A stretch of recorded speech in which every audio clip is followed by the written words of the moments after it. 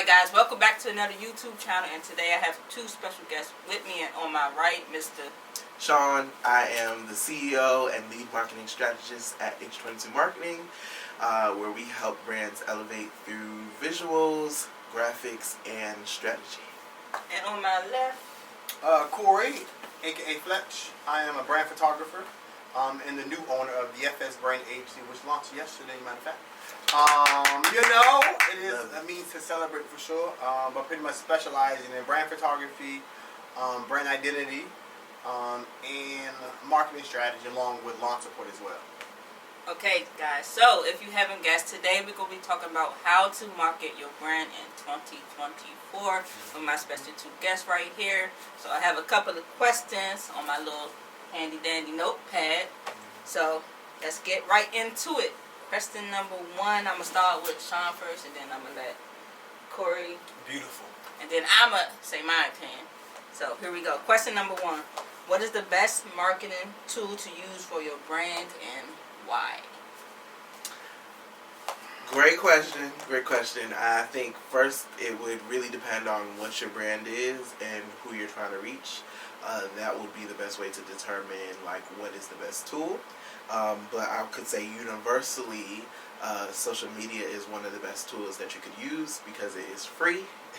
Your ideal client is on there in some capacity, depending on what platform, but no matter who you are, your ideal client is online. They're on some sort of social media platform. So I would say social media is definitely the best tool that you could use in 2023, 2024, because you can reach a large amount of people without having to go out and actually meet them in person. So yeah, social media would be the best tool that I can say. He already know I don't like social media, but You know.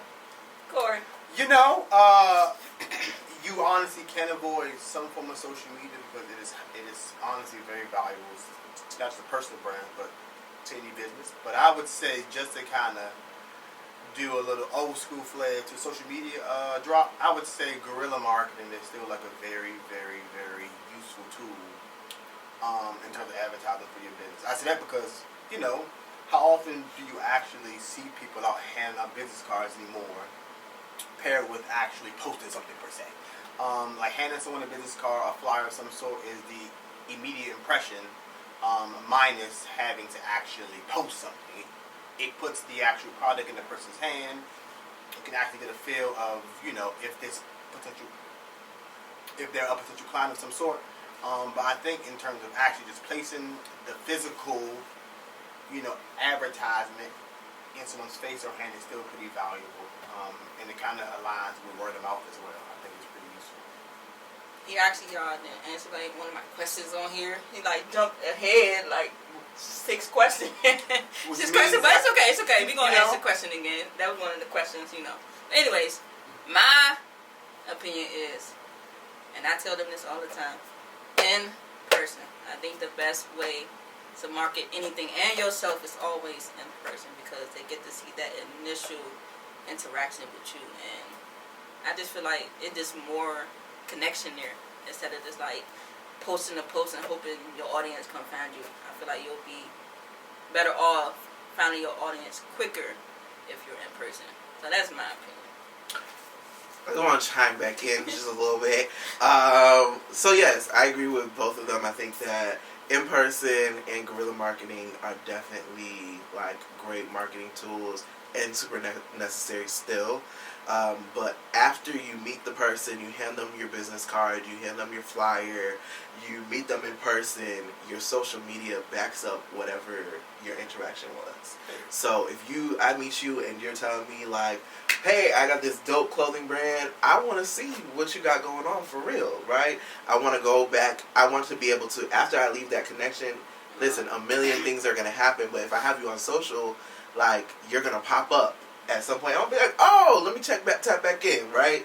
Or if you are now this brand photographer and I met you in person, like, your social media should reinforce whatever I experienced in person, and it helps you to stay top of the mind because you may meet that person today, but you may not see them for another year. But if you have them on social, you're going to stay top of mind for them because you're going to always be bouncing up on their feet. Number 2, this is going to piggyback off what Corey already said. Yes. But business cards. Should you still have a business card in today's technology-driven world?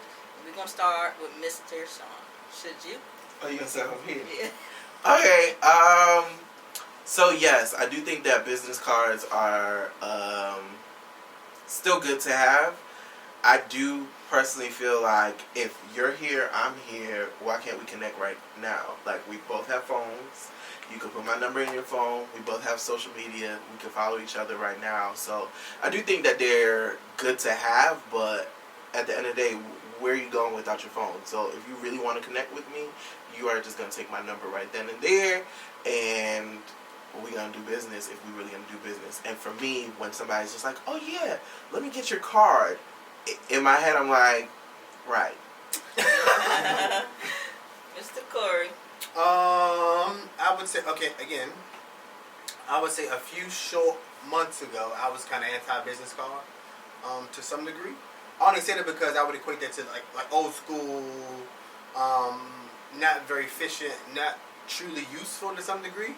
But transparently, I realized that most of the like networking events, even if I'm working events, that folks typically do ask for a business card, and if my response is, "Oh no, I don't have one," not that it's frowned upon, but I do get a specific type of energy and look as if like, why don't you have one, or that I should have one, because they have every intention on contacting me for services.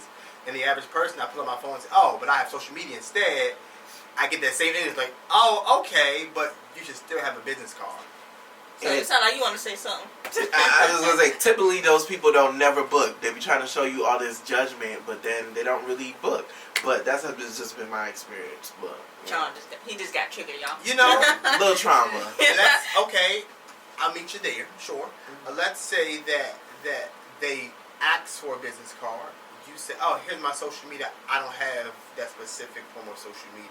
Like, what would be the actual next step if the immediate ask is for your contact information? No, my first step before I went to go to social media would be, "Hey, take my number right now and text me," So, or take my email, and then I do the social media. So like, first is to get the like actual contact, because like I want a personal like direct line to you. Okay. So I'm gonna first want to get your contact information, but then I'm going to want you to follow me on social so that you can remember me, and so that you could be like, "Oh yeah, I did say I was gonna hit him up. Let me go actually like reach out." So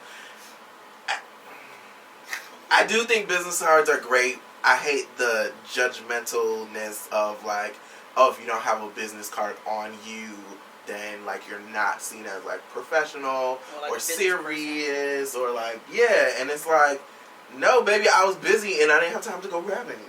Okay.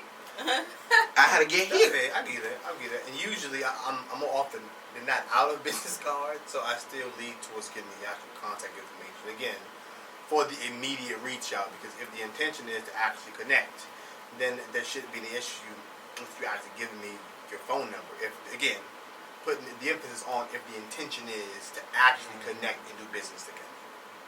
So more importantly, outside of the physical business card, like if the intention is there to actually connect, I don't see me having a business card being a deterrent of us actually connecting. Give me your contact information if that's the goal.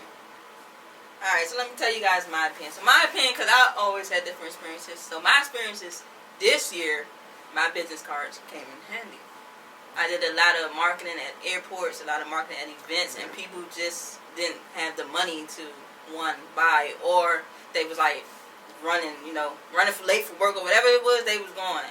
And I done missed some people because couldn't get them a business card. So I would say yes, business cards is still needed in 2023 and 2024, but I don't think it will be as high as, somebody trying to connect with you on social media or anything like that. It's because people just want to stay with the trend, especially with the AI stuff going on and all that good stuff. But me personally, like I said, I'm old-fashioned, so I would definitely still carry business cards and still have business cards, and they'll just be sitting right at my table if I'm at an event. They'll be in my wallet if I'm just walking around. So I would say yes, business cards are still needed now. It just, like what Sean said here, like some people just say that you don't need a business card ever, and like if you have the business card, like what are you doing in 2023? But I feel like that you really do need one still. Like it's essential. I feel like it's a business essential. Like that's what you go and learn once you learn about business in school, business cards. So in 2023, the actual the e-business card or QR code is still a thing. Yeah, that is so true. If you don't have a physical card, I mean, again, and then nowadays, even like the older generation, they still have business cards, but they actually have virtual ones because they still see the actual value in that. Yes, Sean just took on social media, which is still a beautiful marketing tool. Right. But business cards are not quite obsolete just yet. I got a little quick story though about that little, what is it, electronic little business card thing. Somebody stole my money doing that, y'all. Somebody stole from you? I went to an event and he was selling those little things that you just hit your phone on and your social media come up. And all of a sudden, I'm trying to buy some food and my card said somebody spent $68 at Domino's. Jesus. I was like, yo, he just took my money, y'all. Like, he just real life gave my little, well, my brother bought it. He bought the little business drink. And I was just sitting there like, nah, I don't need one. Because he just looked like he was a technology guy that's just going to take your credit card numbers. And he took my credit card number. I was like, wow. Yo, that's crazy. But, that was a quick story. That's besides the point. Horror story. Okay. Horror. We hate. Horror story. We hate. And I wasn't even in my city. I was in Pennsylvania somewhere. I was like, come on, man. All right, y'all. Question number 3. Can the amount of followers on your social media make or break your brand? Who wants to go first to answer this? Oh, for me to go first. Well, seeing that the millions of followers I have here on my social media, my FS brand agency, not quite there yet. But it does have an impact. Is it significant enough, to say that a lower following could equate to not being taken serious or a lack of consistency? To some degree, I think that would interfere versus the actual follower component. Because if you're actually showing a resume of sorts or some type of content consistency, Like that does trump the actual follower count. However, if you have 0 followers and you have consistent content, why aren't folks following you? So it kind of like works hand in hand, in my opinion. Again, because I don't have like 1 million followers, but if you do have your specific ideal clients following you, it doesn't matter. You have 100 or 2,000 of them. If folks actually are into what you're posting, that it kind of translates that way as well. Okay. Sean? Yeah. So for me, the amount of followers, well, for me personally, amount of followers don't mean nothing if it ain't making me no coin. So if I'm not able to monetize the amount of followers, or you're not, like, there's people who have like 15 million followers, but they have never made $1 on Instagram. And then there's people who have 100 followers and are making bank just from social media. So for me, the amount of followers is tricky because now you could buy followers. You could go viral one time on a specific video that has nothing to do with like the type of content that you produce, and you could have gained a lot of followers through that, and then you never produce that type of content again. So you have the followers, but none of them are engaging with what you're actually doing. So for me, it's not really the amount of followers; it's more of like your engagement rate. And so like I would look at not just your followers, but like, okay, how many followers compared to like the amount of likes, the amount of comments that you get. Like that's why I would look at like your engagement rate as opposed to the amount of followers, because you could have 10,000 followers, but if only 100 people are interacting with you, that's a very low engagement rate, right? As opposed to if I have 3,000 followers and 100 people are interacting with me, it's a higher engagement rate, and it shows me that like okay, I have more that person who has 3,000 followers would have more influence over their followers than that 10,000 followers, if that makes sense. That was a lot of math, but yeah. So yeah. Back to school. Yeah, so I do think that it is nice to have, I personally feel if you build it organically, then yes, it is a thing. Because if you build it organically and you have good engagement, then yes, I think your follower count is a thing. Because also, sometimes I look at people's brands and like they have like 10 followers, right? And in my head, I'm automatically thinking like, okay, they're not doing anything to push their brand. Like, they're not telling anybody about their brand. Because, I mean, if you're telling people about your brand, at least a couple people are actually going to follow you, right? Like, or I'm telling you to follow me, okay? So, like, so it kind of does speak to, like, okay, how much effort are you putting towards your brand? And then, of course, on social media, we have so much, like, opportunity to connect with our ideal clients. So, like, if you are putting out content like you're supposed to, that is created with the purpose to reach your ideal client, like, you should be able to, like, follow your ideal client and they look at your content and be like, huh, I want to see more. So it is a thing, but also having a high follower count doesn't mean as much as what people say. Alright, because it doesn't translate to dollars. If it don't translate to the coin. See, that's what I feel, Sean and Corey's. That's what I think too. But I was judged off the amount of followers I got. I try to do pop-up shops, and someone actually told me, we only usually do people who have over 1,000 followers, blase, blase, blase. I was like, really? Like, come on, bro. It's one point in time you didn't even have 1,000 followers. Like, That's fair. I just feel like I think it's just the people that's just all caught up in the social media world that cares about your followers. But like, it's people out here who really doing, like me, for example, like me setting up this interview, doing things without having like 10 million followers or 1,000 followers or even 10K followers. Especially as a clothing brand, it's like, I feel like as a clothing brand, you have to go out there more, for real, than like worry about your follower count. That's just in my opinion. Like, I feel like you don't really need your followers to match your work ethic. That's what I would say. So that's my opinion on followers, making or breaking your brand, and that's theirs. Alright, y'all ready for question number 4? Keep going. We ready.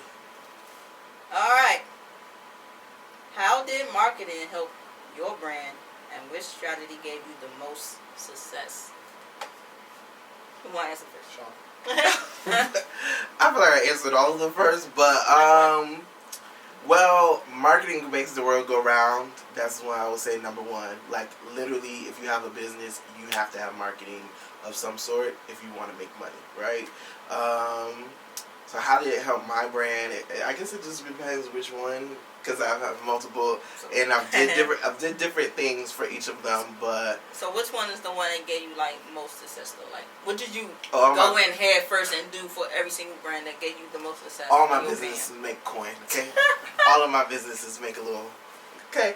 But it could make a whole lot more, so come on and book me.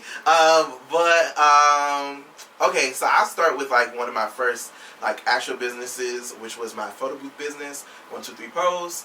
And so I started the business from scratch. I created my social media pages, and one of the marketing strategies that I used was like I connected with event planners, right? So I didn't want to have to go out and like connect with, like, find people who are having a party, having a wedding. I used like a key partner, which would be the event planner, who is already connected with my ideal client, right? So I wanted to build connections with them, and so I just like started sending out emails to a whole bunch of event planners. I started to call them. I gave them special discounts or special deals for, not suggesting that part, but I gave them special deals specifically for event planners because I knew that they had my ideal client and I wanted to make connections with them. So I did that, and I was able to, like, for a whole year, I didn't even have to really push my business myself. They just kind of sent people as they book clients for themselves. They always just like referred me. So I would say that would be like one of the best strategies, and I feel like that is really like networking and like building relationships. So I think that is probably one of the like most helpful marketing things that work for my brand. Okay. Can you reread the question, please? Gotcha. Did I answer the question? I don't know. I answered a question. You answered it. For the most part, you answered it. You know, y'all, he loves his marketing, y'all. I do. That's the man to go to right there. Come on. All right, let me reread the question for you, Corey. How did marketing help your brand, and which strategy gave you the most success? How did marketing help my brand, and which strategy gave me the most success? I would say originally, not having an understanding truly what marketing is was kind of the like catch-22. Like, I know that it's valuable, but what is actually considered marketing? Like, at one point I thought just me posting on the Instagram was marketing. But honestly, if it's a random post minus any strategy, it's not doing much for your brand. Nothing. So I would say what helped me the most was actually learning what actually works for my brand and for my creative flow. So I would say, again, a major plug for H22 marketing for sure, which kind of helped me kind of elevate my, the intention behind me even wanting to expand into offering marketing service, because seeing the actual value of it through, how I'm learning it at the same time, kind of was the most valuable tool was knowledge in that specific equation, because it was a lack thereof. Okay. If I answered the question, I think I did. I think so. Knowledge. Knowledge. Learning. Actually learning what it is and how it can be utilized to push any component of your business. And once you have that, you can actually apply that to figuring out like what that looks like for your brand, or could look like for your brand. So I think I would say the same thing as they would say. Marketing helped your brand a lot. It don't really matter what kind of marketing, but the most that, like I said, helped my brand grow to what it is today is basically in person. Like, I'll go to a lot of sneaker events and sell my clothes there. So I would say that definitely helped me out a lot. Just like going out to those events. So I would definitely say my most success came from in person. So I'm gonna definitely implement that into 2024 marketing strategies. All right.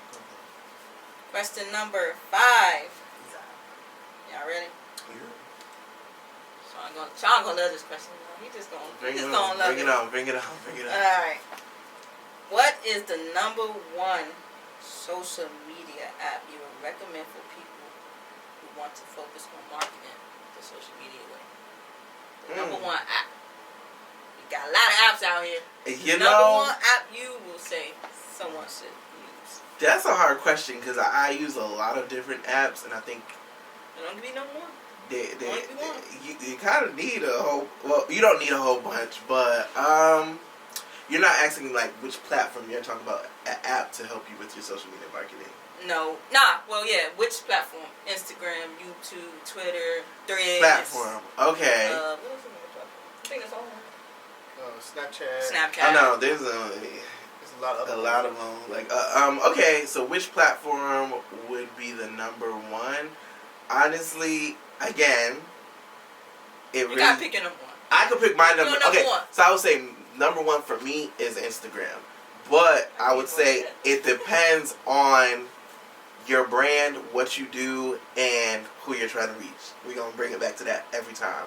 It really depends what your brand is, what you do, and who you're trying to reach. To pick the number one platform, for me, it is Instagram, and I think for a lot of people, Instagram is going to be top, because Instagram has young people, it has older people, it has people of all different, like, everywhere.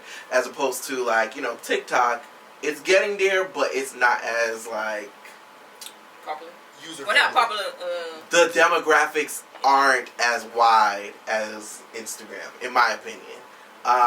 So, for me, Instagram is number one. Instagram OG, basically. Yeah, and, like, I mean, also it is proven there's so many people who have built like so many successful brands using Instagram, using so many different strategies, and it's easy to find that. And I could go to someone's page and I could easily identify like what are the things that they have done to like grow their brand using social. So that's why I really like Instagram, because there is a lot of inspiration. There's not just inspiration, but a lot of information as well that you can get from there. So yeah, it also gives you a lot of data as well.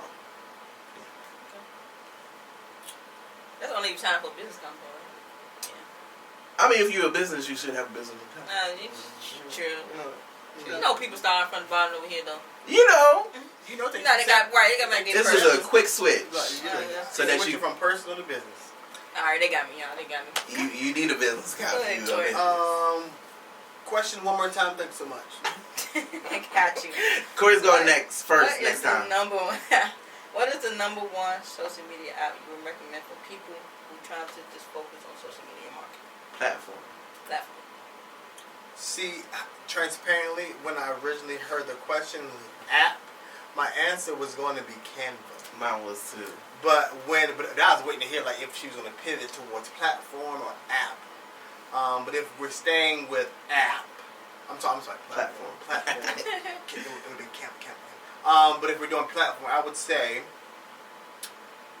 I mean, transparently, I use it Instagram more than any of them combined, to be transparent. However, if I can kind of add a little extra energy into the debate aspect of things, I would say YouTube. And I say that because although I'm on it for primarily educational purposes or trying to learn a new photography trick or skill, blah, blah, blah, blah, I do believe YouTube University is a thing, even if it comes down to teach you how to use all the platforms. So I think that in terms of utilizing all the information at your disposal to kind of, come on, start it out the way, level up your said social media marketing skills, that is an awesome resource to learn, tips, tricks. But again, primarily I use Instagram 90% of the time. However, I have every intention on expanding more into YouTube to kind of capitalize on the energy, which we all know it is a money maker once you get started and stay committed to it. So that is my personal goal in terms of utilizing that more, so it can kind of compete or align with my Instagram flow. So I was gonna say YouTube. Corey took my answer.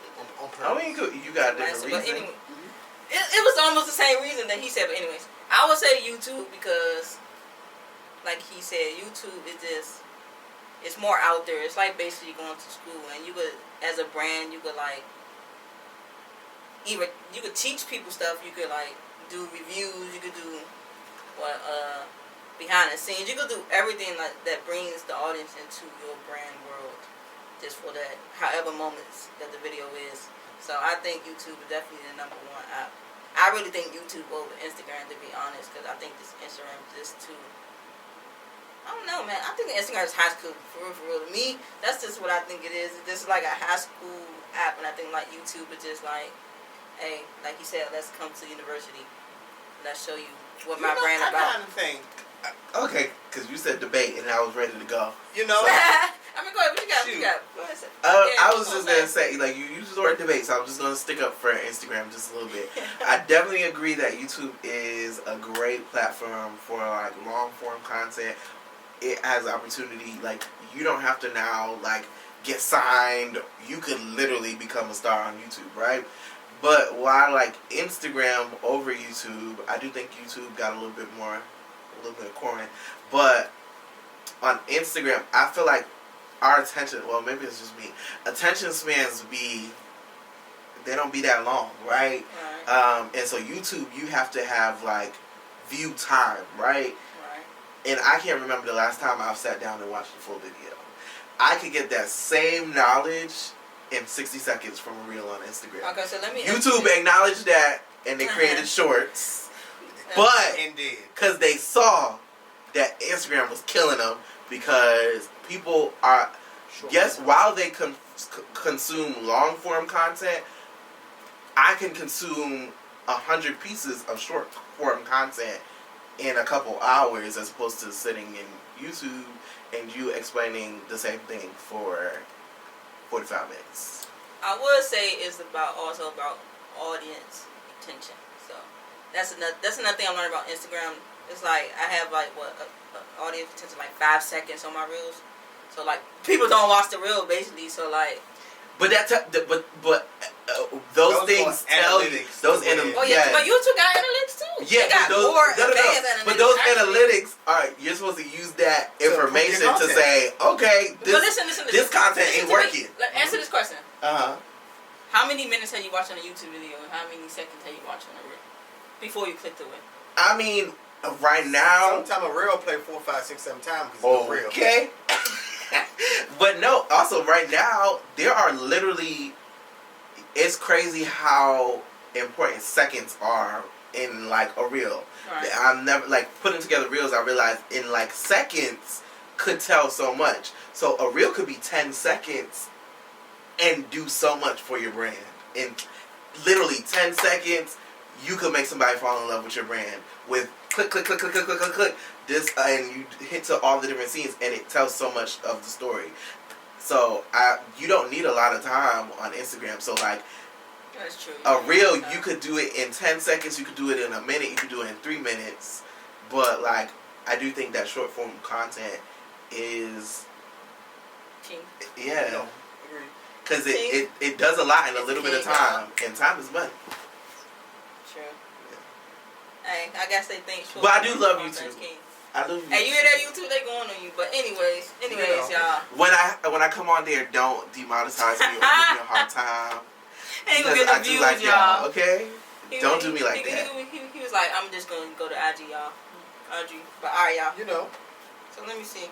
We got 2 more questions. Alright, y'all. Question number 6. Y'all ready? Ooh, this is a little good one, y'all. Come on. I look up to these people because they essentially make more than my brand does. So this is people I look up to see like what can I do and how can I implement strategies that they use in their brand. You know how they say surround yourself by people who are more successful than you so you can become more successful too. So this is a little personal question. Thank you for acknowledging no problem. You think that I make a lot of money?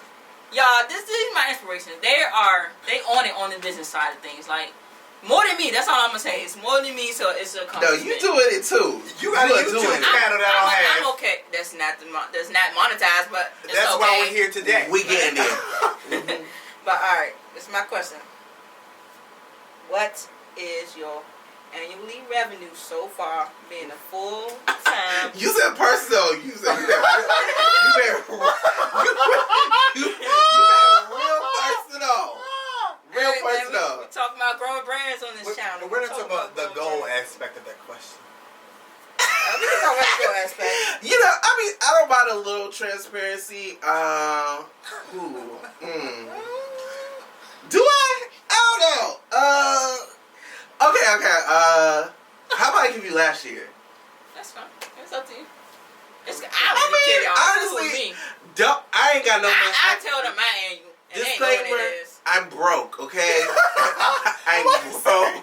I ain't got no money. I got student loans. My student loans, we ain't gonna go there. But I got a lot of student loans, so yeah. But think about it like this. We can't help people to grow if we don't know we're wrong. Like, you don't gotta tell them to make good. No. But I just want to make that disclaimer. I ain't got no money, so book, so I can have some money. Okay, so I'm full-time entrepreneur. I've been a full-time entrepreneur for 2 years. Also, they've been that for more than me. I just started, like, really full-time, like, really this year. So that's another thing I admire about you guys. Okay, I'm sorry, go ahead. No, you're fine. Okay. Are you doing honey book? No, I know, like, my... Oh, you do? I want to tell okay, but I love y'all, but ain't none of y'all business. It ain't y'all business, but I guess maybe it can help somebody. Yeah, cause probably somebody be like, oh yeah, let me be like them. Baby, you got a real personal. This is why we needed to see these questions. But okay.